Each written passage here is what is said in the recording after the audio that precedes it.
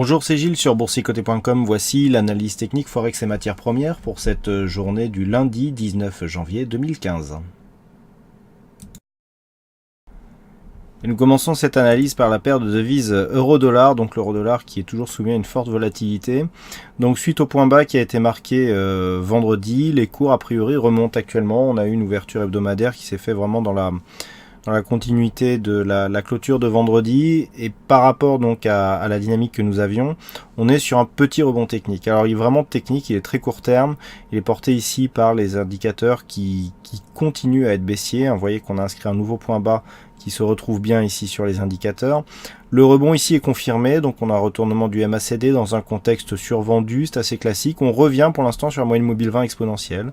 On ne casse pas ici le point haut significatif des 1,1652. Donc pour l'instant, on est dans une continuité baissière. On pourrait marquer un niveau de retournement plus fort si les cours cassent ici à la hausse cette zone des 1,1652. Seulement dans ce cas-là. Là pour l'instant, on est sur un retour moyenne mobile 20 exponentielle, donc potentiellement point haut dans une phase baissière, donc plutôt un point d'entrée à la baisse, mais il n'y a pas pour l'instant de retournement. Effectivement, si les cours cassent avec force si cette zone est 1,1652, il y a un objectif qui reste ici défini sur la zone des 1,1750-60, puisqu'il s'agit ici de cette zone de support que la paire de devises euro-dollar avait cassé violemment suite à l'annonce de la Banque nationale suisse d'abandonner son plancher à 1,20. Donc on est venu ici marquer un point bas. Première phase ici, on retrouve cette zone des 1,1586 qui avait été support. Ici on la retrouve comme résistance. C'est très net sur cette phase. On voit bien ici l'alternance de flux où on a ici le support puis la résistance qui joue vraiment un rôle sur la journée de vendredi et le début de la journée d'aujourd'hui, donc le début de cette journée. On casse ici cette zone, on la retrouve tout de suite comme zone de support et on vient attaquer ici la moyenne mobile 20 exponentielle. Donc on a effectivement une petite dynamique haussière qui est en train de se mettre en place, mais qui n'est pas confirmée puisqu'il n'y a pas cassure d'un point haut significatif. C'est très net sur cette bougie. Donc sur une rupture, effectivement, on pourra dans l'élan aller chercher la zone des 1,1750-60 pour là aussi valider une ancienne zone de support comme nouvelle zone de résistance. Donc on passerait ici d'un flux très baissier court terme à un flux court moyen terme qui serait encore possiblement baissier. Donc pour l'instant, nous sommes sur une dynamique très court terme haussière, donc un rebond technique dans une tendance de fond qui, elle, bien sûr, reste baissière. J'attire votre attention sur l'euro-dollar, semaine encore une fois à forte tension, puisque jeudi il y aura l'annonce donc de Mario Draghi sur une éventuelle mise en place de quantitative easing. A priori, cette mise en place a été largement anticipée par la plupart des investisseurs institutionnels suite donc à la décision de la Banque nationale suisse. Il y a plus je dirais qu'il y a plus de potentiel à la déception qu'à la confirmation de cette mesure, puisque celle-ci a été largement anticipée.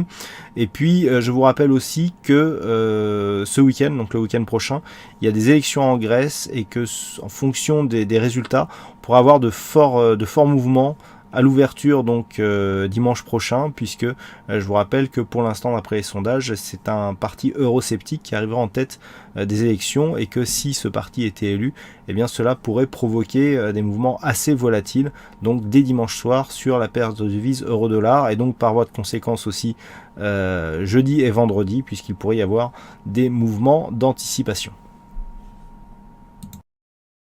Sur le dollar yen, on confirme pour l'instant la sortie de ce biais haussier vers un biais plutôt neutre. C'est un biais que je vous avais indiqué il y a désormais quelques jours, si ce n'est pas quelques semaines. On voit bien ici que les cours continuent à osciller entre cette zone de point haut ici à 121,70 et cette zone de point bas à 115,50, voire même la zone des 116. On avait ici une rupture qui avait donné lieu à un mouvement baissier peu dynamique. On n'a toujours pas cassé ici ce point bas qui avait marqué un premier contact sur le retracement de Fibonacci à 38,2%. Certes, suite à ce retracement, il n'y a pas eu de suivi puisqu'on n'est pas venu casser le point haut significatif, mais on continue ici à osciller entre ces deux zones. Donc pour l'instant, le dollar yen met en place ici une tendance court moyen terme qui se neutralise, puisqu'on a des zones de points hauts et de points bas qui évoluent d'une manière quasiment horizontale. Sur les indicateurs, on retrouve un petit peu cette configuration, notamment avec le RSI, qui serait plutôt baissier, et le stochastique qui lui, sur une tendance plus court terme, serait plutôt haussier. Le MACD qui vient d'une dynamique haussière court terme est en train d'hésiter.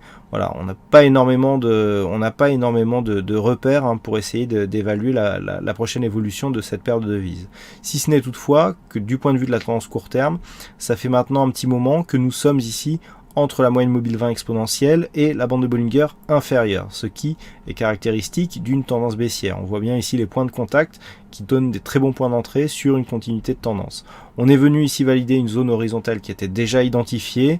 Tant qu'on n'a pas cassé le retracement des 38,2%, on s'inscrit dans un biais neutre d'un point de vue plus moyen terme. Par contre, sur une rupture ici de cette zone, on viendrait sur une poursuite de consolidation valider peut-être des prochains points bas.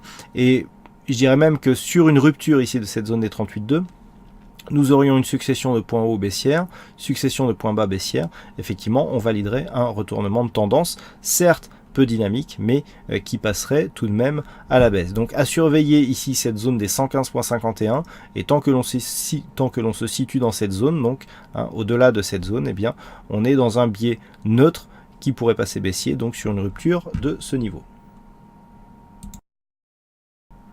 Sur l'or, nous sommes ici sur la continuité d'un mouvement haussier. On voit bien ici les cours qui travaillent chaque niveau horizontal qui était déjà défini. On a eu le cas ici sur cette zone donc, que je vous indiquais vendredi soir, hein, puisque cette zone était déjà centrale. On est venu valider ici un contact, on l'a retrouvé comme zone de support et on a tourné autour aujourd'hui. Donc du point de vue du fond de tendance, on reste sur une dynamique haussière.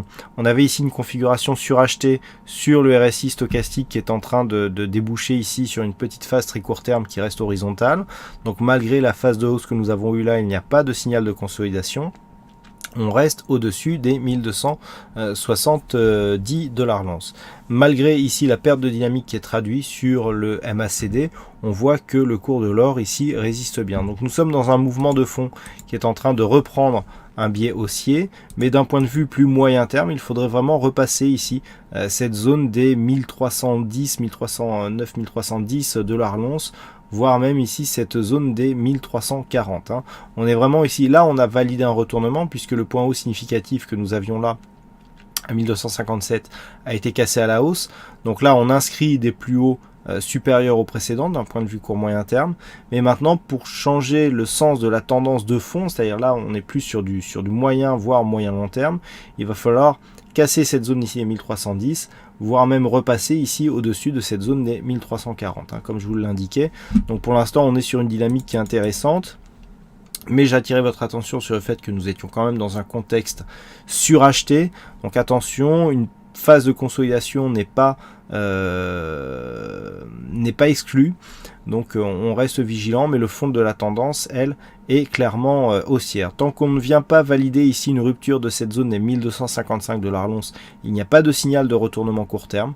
Par contre, sur une rupture de cette zone des 1225 $ l'once, là il pourrait y avoir un retournement qui pourrait nous ramener assez rapidement vers les 1187, voire ces précédentes zones de points bas ici, avec 1150 et 1138 $ l'once. Voici ce que nous pouvons dire donc sur cette analyse technique Forex et matières premières. Il ne me reste plus qu'à vous souhaiter à toutes et à tous une bonne soirée, bonne chance dans vos prochains trades, et on se retrouve dès demain pour d'autres analyses techniques sur le site boursicoté.com. Bonne soirée à tous.